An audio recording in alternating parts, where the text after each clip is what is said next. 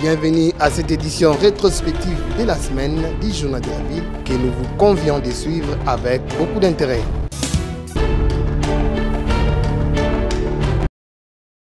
Célébration ce 30 avril de la Journée nationale de l'enseignement avec faste au stade des Martyrs.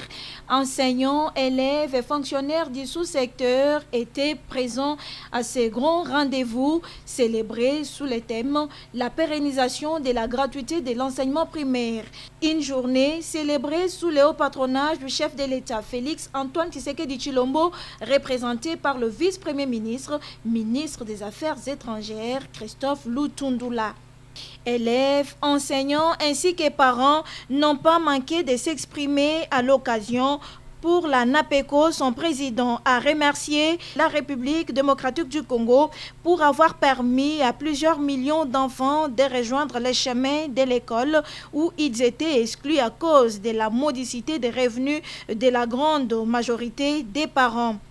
Prenant la parole, le ministre de l'enseignement primaire, secondaire et technique, le professeur Tony Mwaba, s'est félicité des avancées réalisées dans son secteur tout en rappelant les actions menées par le gouvernement congolais pour la pérennisation de la gratuité de l'enseignement et l'amélioration des conditions socio-professionnelles des enseignants. L'objectif premier de notre propos n'est pas d'évaluer les degrés de satisfaction des besoins des enseignants, mais plutôt de vérifier si nous avançons dans la bonne direction. Puisque cet angle, les chemins à parcourir peuvent être résumés de la manière suivante. Certes, beaucoup reste à faire, mais des projets et progrès remarquables ont été accomplis. Les résultats palpables enregistrés depuis 2019. Au nom du président de la République, le vice-premier ministre, ministre des Affaires étrangères, s'est adressé aux enseignants en ces termes. Le président de la République et le gouvernement sont satisfaits de constater que le ministère de l'enseignement primaire, secondaire et technique s'écarte.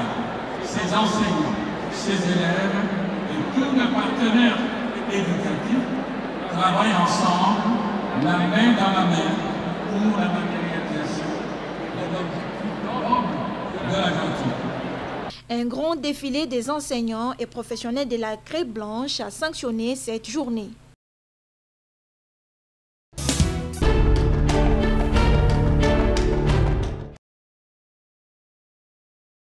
La cellule du climat des affaires de la présidence de la République, le ministère de la Justice et les PADPEM ont organisé ce samedi 30 avril 2022 une journée d'information et de sensibilisation en faveur des députés nationaux.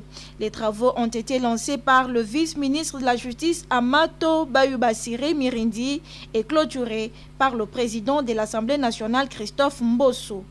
Comme vous le savez, la République démocratique du Congo est résolument engagée dans le processus de l'implémentation d'un environnement des affaires qui assure la sécurité juridique et judiciaire non seulement aux opérateurs économiques, mais aussi aux consommateurs.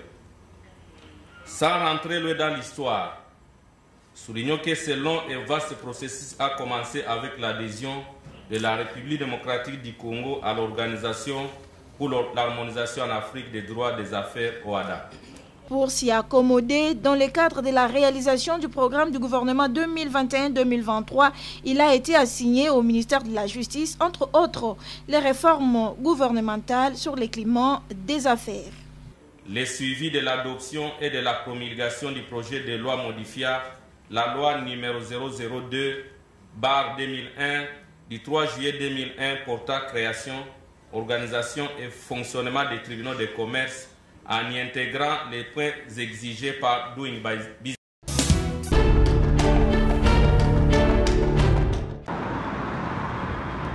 Créé le 13 avril 2012, le syndicat de médecins de la République démocratique du Congo, SIMECO, a totalisé 10 ans d'existence.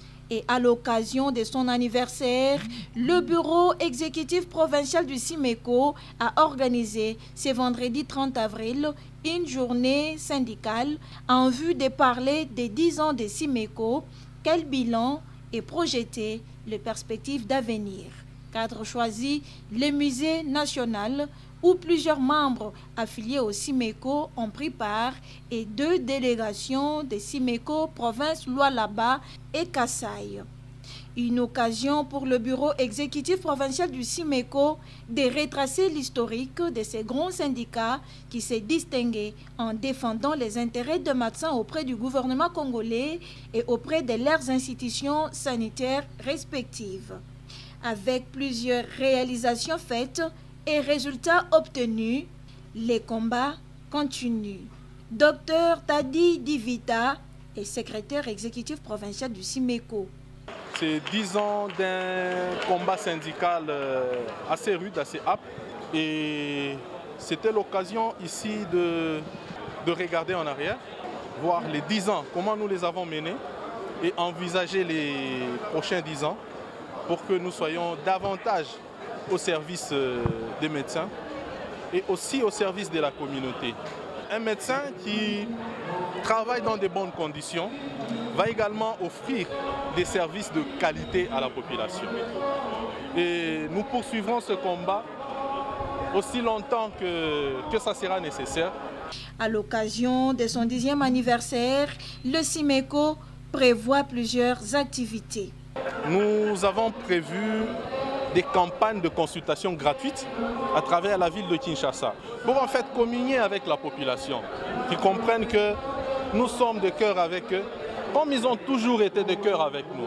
Au cours de cette célébration, il était également une occasion pour différentes personnalités scientifiques de témoigner en faveur du SIMECO, le travail abattu et sa lutte dans la défense des intérêts de médecins de la RDC.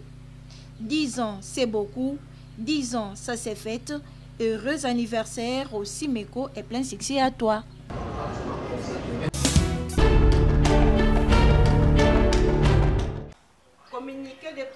Le Conseil national de la jeunesse et les organisations des jeunes impliqués sur les questions des réformes électorales réaffirment leur engagement et volonté pour un processus électoral inclusif, libre, transparent en République démocratique du Congo. C'est au cours d'une réflexion organisée ce samedi 30 avril 2022 à Kinshasa.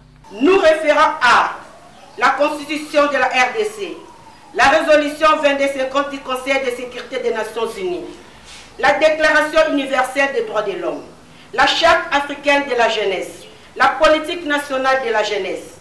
Considérant la force démographique des jeunes en République démocratique du Congo, qui représente plus de 60% de la population et la frange importante au fichier électoral, réaffirmons l'engagement et la volonté de la jeunesse pour un processus électoral inclusif, libre et transparent en République démocratique du Congo. Et concernant la loi électorale sous examen à l'Assemblée nationale, les organisations des jeunes impliquées sur les questions des réformes électorales exigent les réformes ci-après.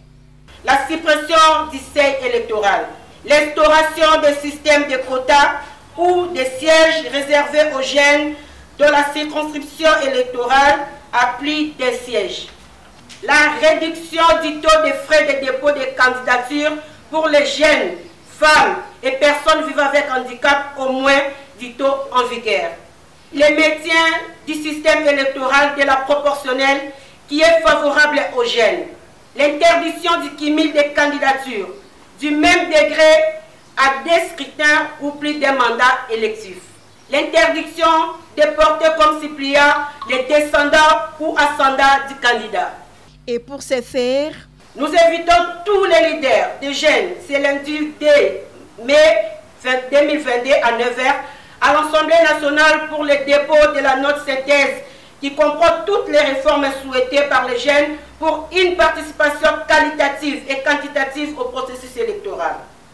Il s'est dénoté que cette réflexion du Conseil national de la jeunesse et des organisations des jeunes impliquées sur les questions des réformes électorales s'est tenue grâce à l'appui de l'Institut républicain international et de l'Union des jeunes congolais pour le changement IJCC dans le cadre de son projet Tufaulu Pamoja. Entendez, réussissons ensemble.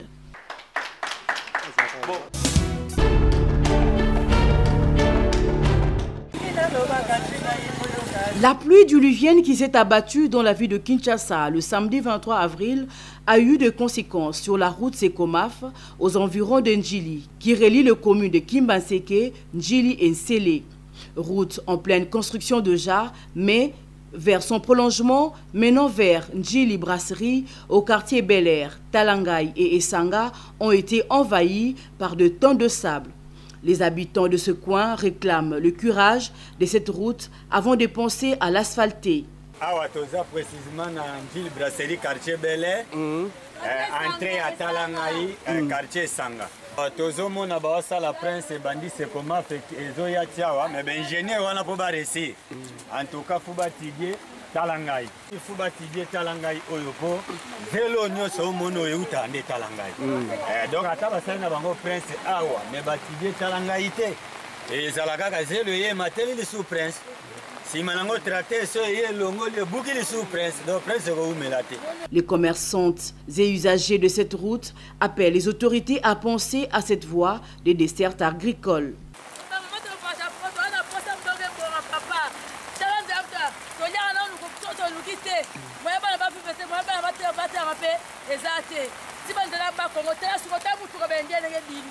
D'autres, par contre, ont exprimé leur ras-de-bol contre leurs élus.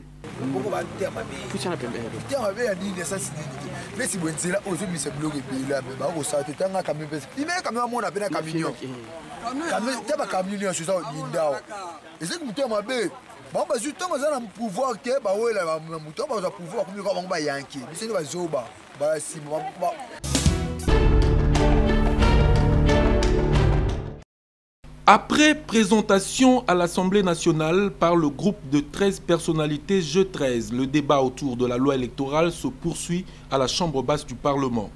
Chaque jour, environ une vingtaine d'élus du peuple prennent parole à travers des interventions très enrichissantes en vue de réformer et d'apporter des innovations sur l'actuelle loi électorale. Je suis tout à fait d'accord pour la suppression du seuil électoral, son remplacement par ce qu'il convient d'appeler seuil de représentativité, de l'ordre de 60% de sièges, parce que le seuil électoral a échoué. Le but du seuil était de regrouper les partis afin que ces regroupements deviennent des partis politiques à part entière. Mais aujourd'hui, on n'a pas atteint cet objectif. Il faudrait donc le changer. En ce qui concerne les indépendants, moi j'ai dit que je ne souhaiterais pas que les indépendants continuent à faire de la politique. Nous n'avons pas fait de l'hypocrisie. Un indépendant n'a aucune idéologie, n'a pas un message, n'a pas un plan à apporter, de sorte que sa place est dans la société civile et dans les milieux professionnels et non pas en politique. La politique doit être laissée aux partis politiques qui, en cas d'échec, doivent assumer. J'ai également suggéré que les élections aient lieu au mois de juillet ou août pour éviter que les gens soient élus par une minorité de personnes qui ne représenteraient pas la majorité parce que les autres ne sont pas venus, étant entendu qu'il y avait pluie. Par ailleurs, nonobstant la qualité du débat et d'intervention des députés nationaux, ces échanges se tiennent toujours sans la participation des élus du FCC, une situation qui ne devrait pas bloquer la machine, affirment quelques députés nationaux. L'absence de l'opposition, c'est un peu plus grave parce que nous avons débuté ce débat ensemble avec eux. Le débat a été traité, ce matin a été traité à la PAG avec nos confrères qui sont aujourd'hui, soi-disant de l'opposition, des FCC. Ce sont eux qui ont commencé avec cette loi. Donc la loi ne date pas d'aujourd'hui que nous pouvons dire que la loi a débuté aujourd'hui. Et c'est quelque chose qui a débuté depuis longtemps. Là, ce qu'ils sont tentés de faire, ce sont des magouilles, ce sont des freinages. Ils cherchent à ce que nous poussons arriver tomber dans leur piège et qu'il y ait les glissements afin qu'ils puissent en profiter. Pour rappel, c'est au premier jour du débat sur la loi électorale que ces élus du FCC avaient pris l'option de boycotter les travaux à l'Assemblée nationale, réclamant entre autres un large consensus autour de cette question.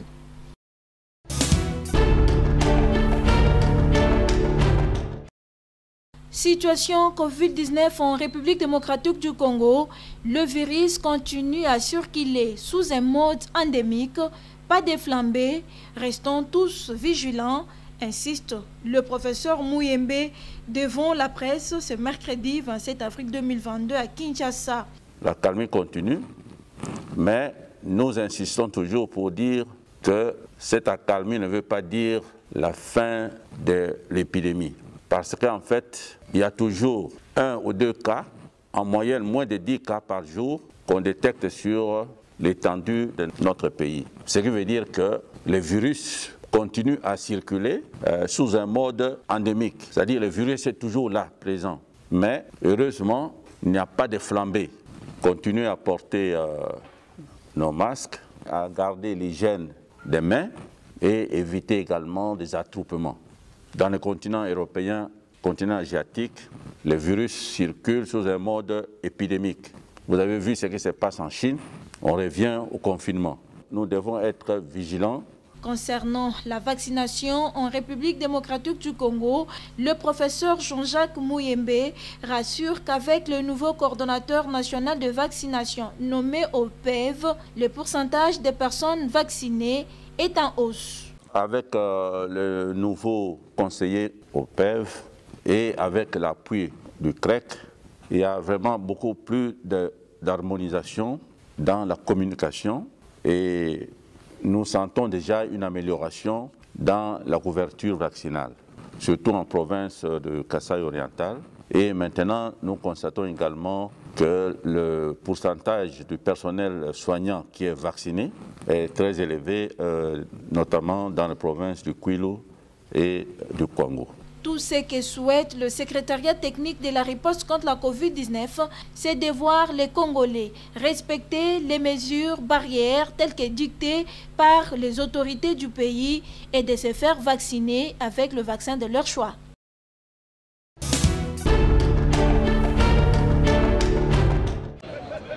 En marge de la célébration de la Journée internationale du travail, célébrée le 1er mai de chaque année, la Direction générale de l'autorité de régulation des marchés publics, ARMP, en collaboration avec le comité sportif, a organisé ce vendredi 29 mai une marche de santé pour se détendre. D'abord, la prise des tensions artérielles de chaque marcheur par l'équipe médicale de Biopharm D.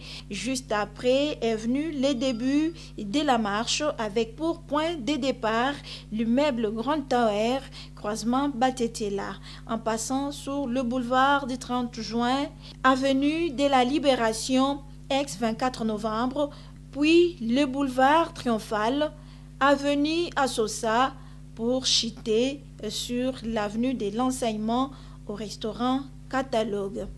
Dukoma Loata est président du comité sportif de l'ARMP. L'ensemble de l'ARMP entendait ce moment pour quand même se retrouver. Et ça nous amène de tisser des liens de relations, de famille et puis créer l'amitié, ainsi de suite. Prenant la parole à son tour, le directeur général adjoint de l'autorité de régulation des marchés publics, Jean-Pierre Kapoukou, a rappelé aux agents et cadres de l'ARMP, comité sportif, l'importance de s'exercer physiquement.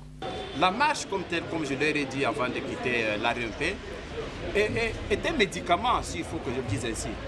La marche intervient dans la guérison de la tension, la guérison de beaucoup de mots que je ne peux pas citer ici. Parce que plus on court, plus il y a la circulation sanguine. Et je leur ai même dit qu'il est rare qu'une personne qui marche, qui fait 1 heure de marche par jour, puisse avoir un AVC. Je ne suis pas médecin, mais ce sont les médecins qui le disent. Profitant de l'occasion, la délégation syndicale de l'ARMP a suggéré à la direction générale quelques préoccupations. Parmi la fête de l'ARMP, une préoccupation entendue par le directeur général adjoint, tout en précisant la date de l'anniversaire de la loi relative au marché public, c'est le 27 avril. Donc la convention collective a prévu que cette date-là soit dorénavant une date chômée et payée à l'ARMP.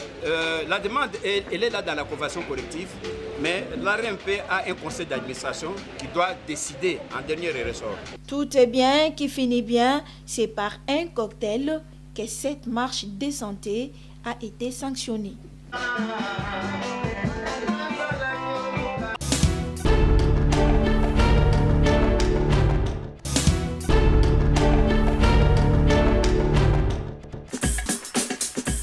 Fin de cette session d'information rétrospective de la semaine du Journal de la Ville. Merci de nous avoir suivis et déjà, nous vous disons bon début de la semaine.